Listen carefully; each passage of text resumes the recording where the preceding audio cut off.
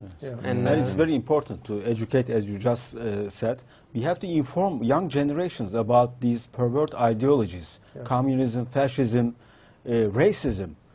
And when we look at their roots, we see that there is Darwinism, which tells that there are superior races and lower ones. So, for example, he was Charles Darwin who stated that I see that survival of the fittest. Yes, survival of the fittest. So, in order to get higher and higher in this evolutionary process, then you have to kill others so as to make make you get higher, superior to others.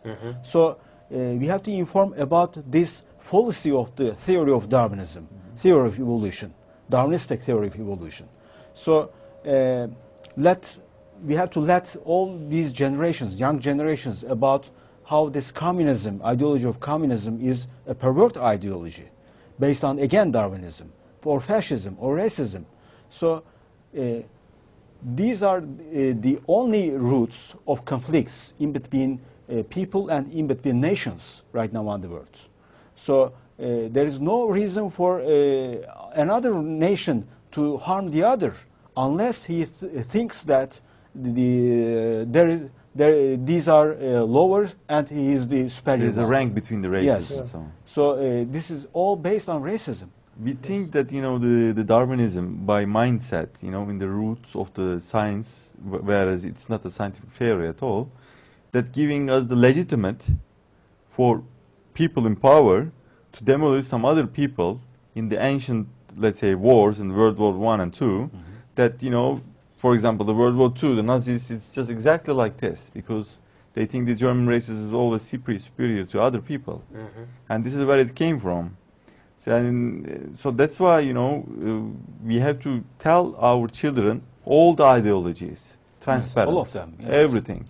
They have to learn Objectively. communism, fascism, Islam, Jewish, Buddhism, Christianity. They have to know everything. You know, we have to make up a ground where everything can be easily understood, easily taught, easily discussed, and we will let them to choose the best one. Which one is the best one is going to come out easily anyway.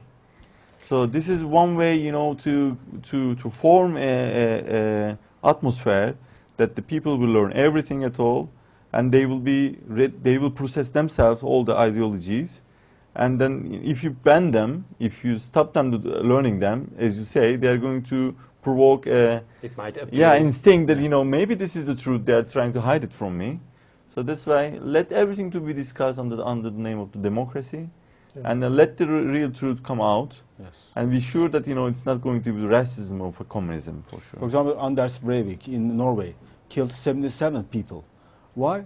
Because he says, he confesses that he's a Darwinist. He killed the others in order for his race to get superior to the others. So that's one explanation. Or that's one example how such a pervert ideology can cause harm, can cause peace on earth. People always use theories for their own purpose and their own story to legitimize their aggression. And for me personally, I don't think that you are saying this. For me personally, it's not that I'm not against religions. I think it brings a lot of beauty to people and a lot of compassion and a lot of knowledge. Yeah, sure. Not every Darwinist or not every atheist are against peace, for sure. But such an ideology can be so dangerous for some people. Yes. And the best we can do is to show all the positive elements of the religions and where they find each other. And how we have more in common than we sometimes think. So let's explain this to people and see how we need each other. So that's one thing I want to say. And then still again, words is it will if you are hungry and you can't feed your children, then you are very open for anyone who is trying to abuse you.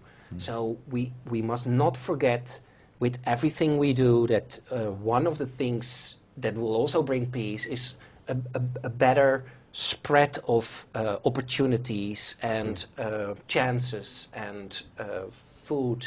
And it is still in this world that a little number of people is possessing the most, the most wealth, and that is also not how I interpret the religions and what we can learn from it. We need to share. Yes, exactly. And this is the root of the religion, sharing. That's what I think. Sharing is caring. Yeah, exactly. Giving is the essence of living, and that is, if you ask me what I like to spread, then it's this sentence. Giving is the essence of living, and that is extremely important for the people who have a lot to give. And that's also why MasterPeace is also focusing on this disarmament issue, because I don't know, is one of you aware how much money the world spent on arms last crazy. year?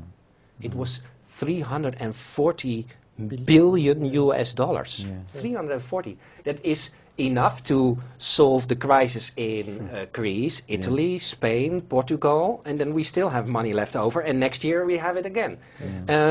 So it is again and again and again. And it doesn't, each year all the governments in the world spend more money on buying new weaponries. And did it bring us safety in the last 20 years? No. It didn't.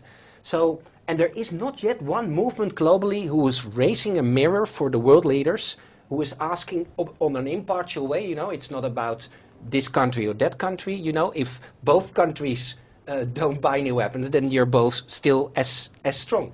So you can just stop this nonsense. And what we want with this movement, without making any choice, is raising this question and asking world leaders, can we please bring a part of this money to the people, just to bring them food and medicines and education, because we think that will bring more safety.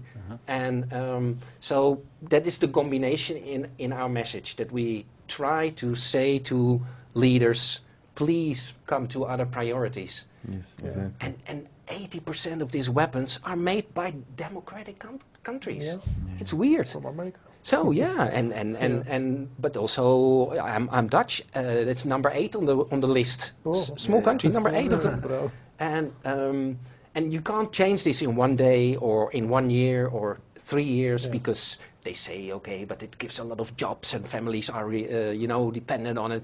But let's develop a vision that within 20 years, each year you can reduce the expenditures on weaponry with 5%, and then finally after 20 years only the police has weapons. And maybe it sounds naive or optimistic, but you need sometimes this naive approach to come to a mind shift. Okay, where do we spend our money on? We have enough money in this world. Some people say there is a crisis on money. No, there's a mental crisis. Lots of sources already, enough for everybody. But that's what I think. There's more a mental crisis than a financial crisis. Exactly. If the US wants to start a war in Iraq, they have easily $80 billion per day to spend. Hello, we can spend this on other priorities, I think. And so that's one of the messages of MasterPeace to all the leaders in the world. Please come to other priorities. Wonderful.